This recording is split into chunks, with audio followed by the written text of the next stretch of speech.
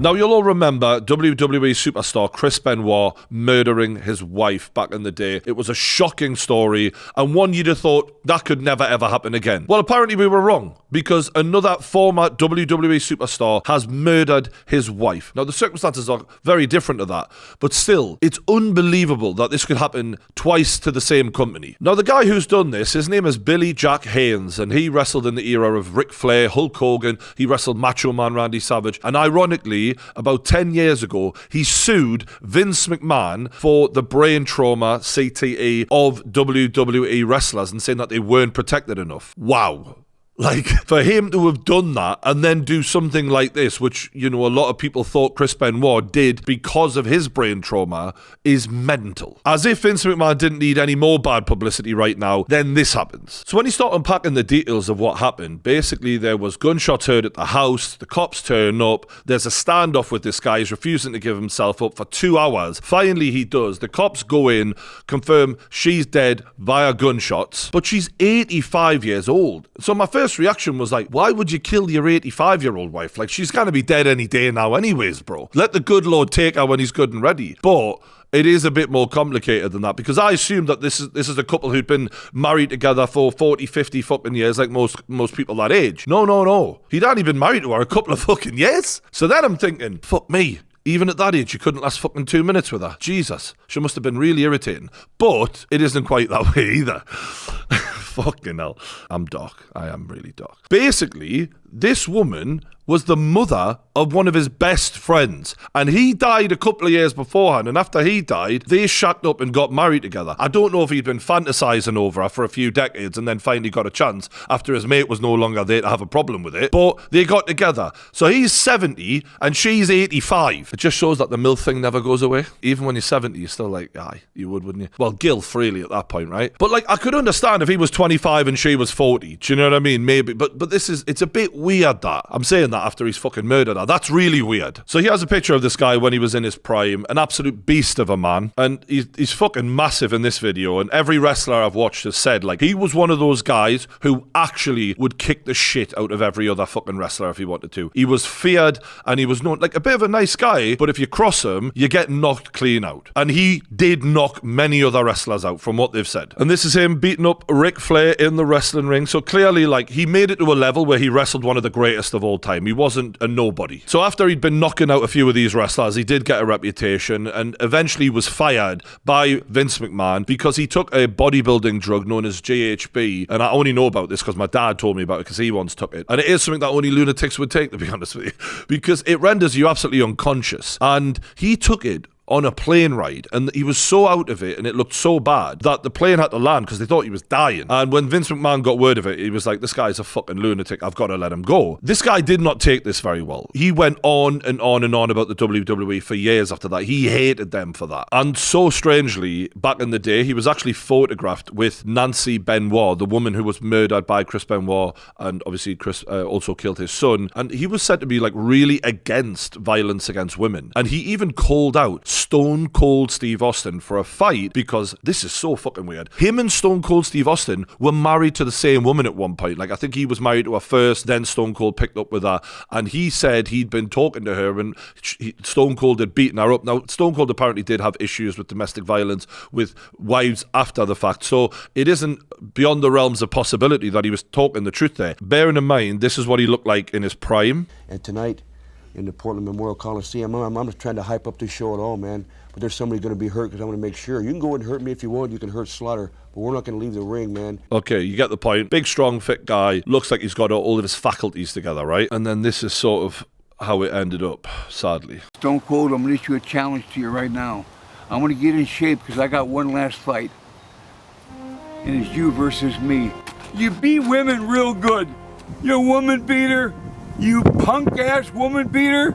You're a woman beater. I don't like woman beaters, asshole. It is ironic that this man also killed his wife, but you can see he's not best pleased with Stone Cold. This is legit, though. This isn't like for the wrestling angle. He genuinely wants to fight this man, bare knuckle shit. Dana White, let it happen, and may the best man win. Steve Austin, Stone Cold piece of shit. Just seeing him call out Dana White as if Dana's going to be like, yeah, that's a fight I want to make. I mean, they are struggling right now for stars, the UFC, but I don't think they're struggling that much. And now, a word from our sponsors. I just want to say a big thank you to today's sponsor, which is Sheath Underwear. And they're also the official underwear sponsor of the UFC. And the reason for that is Sheath make the most comfortable underwear you've ever seen in your life. And I've got no doubt that some of you lads out there are sick of boxers that are too tight or too loose. Well, I'm telling you now that Sheath is the perfect option for you. And if you don't believe us, well, just get one pair. That's all I'm saying. Just try one pair and you will realize when that material touches your body, oh, this is it. This is what I've been waiting for. I'm never going back. This is the most comfortable material I've ever known. And you'll be thanking me. It's a bit weird to say thanks for making my balls feel so comfortable, Brian. But honestly, I just want you to feel comfortable. You'll be messaging us before you know, going, Brian, I can't believe how comfortable my balls feel. And I won't be replying because that would be weird. But I'll be glad that you're happy. And that's all I want for you, really. Just a bunch of blokes watching me with really comfortable balls. What else could a man want for his audience? Now, the fabric is stretchy and made out of moisture wicking technology. It's super soft, keeping everything cool and comfortable and in the right place. And the most unique thing about this Sheath underwear is that they have dual pouches that keep your man parts separated. Yes, the meat and two veg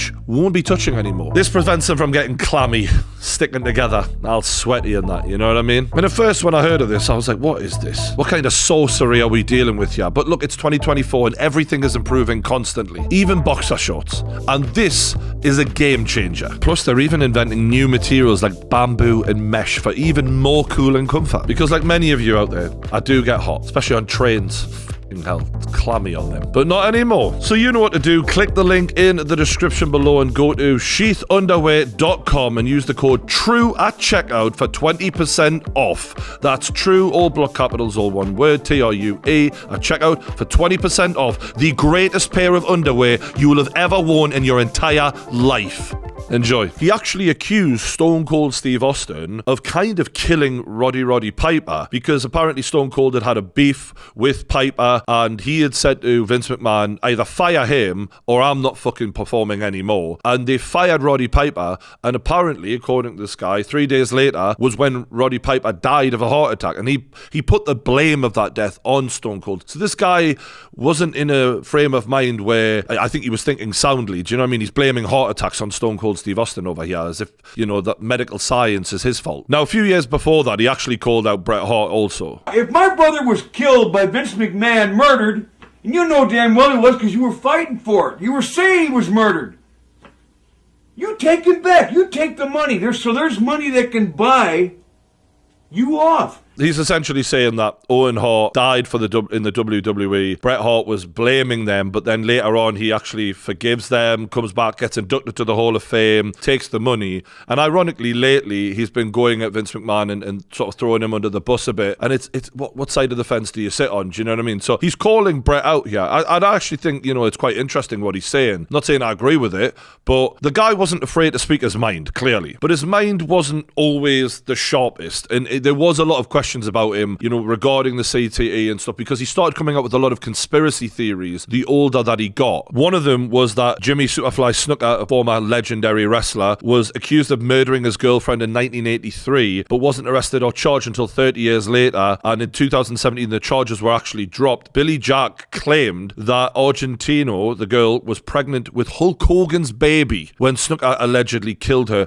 and that's why Billy didn't get the job to work in the WWE that he was wanting at the time, because it could have exposed the fact that Hogan did what he did. I don't know if there's any proof or truth in that at all. He also suggested that Vince McMahon had a relationship with Chris Benoit's wife, which is part of the reason why the Benoit murders happened. Apparently he thought that maybe the child was Vince McMahon's child, or potentially Vince had them all murdered. So the guy mentally is questionable at best here. Jim Cornette, actually a big-time wrestling manager, had said that this guy had actually had a fist fight and killed a guy back in the day as well and got off with it in self-defense apparently. But the bloke also claimed that he'd helped police officers cover up murder. So he was coming out with scatty, weird shit a lot. Now, such crazy, violent, erratic behavior would suggest that this man did have CTE of some sort, and he was involved in a lawsuit against the WWE and Vince McMahon He was the plaintiff in a federal class action lawsuit, similar to what the UFC are going through right now in terms of a group of their athletes getting together and filing a lawsuit against them. For the UFC, it's because they're not getting paid enough. This was about the CTE specifically, in that they claimed that the organization had mistreated its wrestlers by denying and concealing medical research about the traumatic brain injuries they suffered. So they're saying, we're out there performing, you're telling us to take all these chair shots and everything else that we're doing, but you're not actually telling us the full facts of what we're going through and what the eventual injuries we're sustaining will lead to. The suit further claimed that the WWE had disavowed, concealed and prevented medical care for these injuries as well. Now, the case was dismissed, but for him to be involved in that and then later do something that is comparable to Chris Benoit is the mind-blowing thing about this. Lightning should never strike twice in this way, and yet it has. But the reason he's giving actually does make this a bit different. So apparently, before the killing took place, he was said to have been getting treatment in hospital for his own issues, not related apparently, by the doctors. And he was said to them, look, I want to get home to the wife. I really care about her. I need to be there for her. And the reason for that is she had dementia. There's voice notes that he has sent to other wrestlers where he is talking about his wife being of bad health, struggling with it. And look, we all know, like, to a degree, if you haven't experienced it before, dementia can be brutal. And when people have it, the older they get, the worse it gets. And they really need 24/7 care. And it is so draining on the people around them as well. It's not just the person themselves that it's happening to, it's the whole family. So he's sending these voice notes to wrestlers explaining that they're struggling with it. And the theory going around the wrestling community is that he killed her out of mercy because of her health being so bad and her deteriorating to such a degree that he didn't want her to suffer any longer. And there's even some information out there that says that he has said that to police. I can't confirm that. I've looked. I couldn't find it anywhere, but that's what the wrestling community seem to be saying. The thing that might contradict that is that if you're in a place of, this is a mercy killing, I'm going to kill her,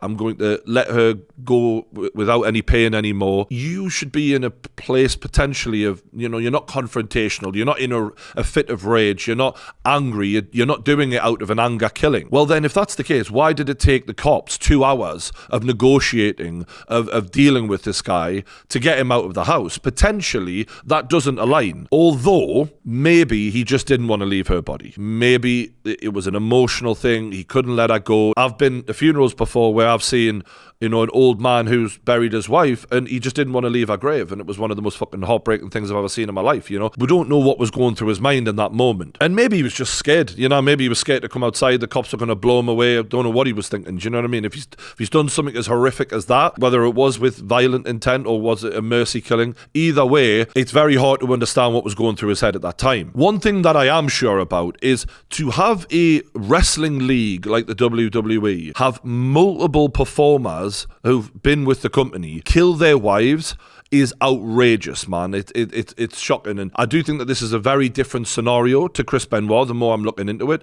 But it's more shit that the WWE do not want at their doorstep. And, the fact that this guy tried to take Vince McMahon to court over CTE and then showed so many signs of disturbing, weird behavior and then did a similar thing to Chris Benoit, it can only be bad news for the WWE right now, and it's the last thing that they need. If it was a mercy killing, I think it's really sad. Like fucking one of the saddest things ever, and partly understandable, but still, all of his behavior is erratic and violent throughout his life story, and I think that the police are going to have to take this very fucking seriously. Let me know your thoughts on the story and what you think about this killing. Was it a murder? Was it a mercy killing? And I'm going to look into more of these kind of cases on this channel, so if you like the crime stuff, don't forget, subscribe to the True Geordie YouTube channel, hit that like button, and I'll see you on the next one.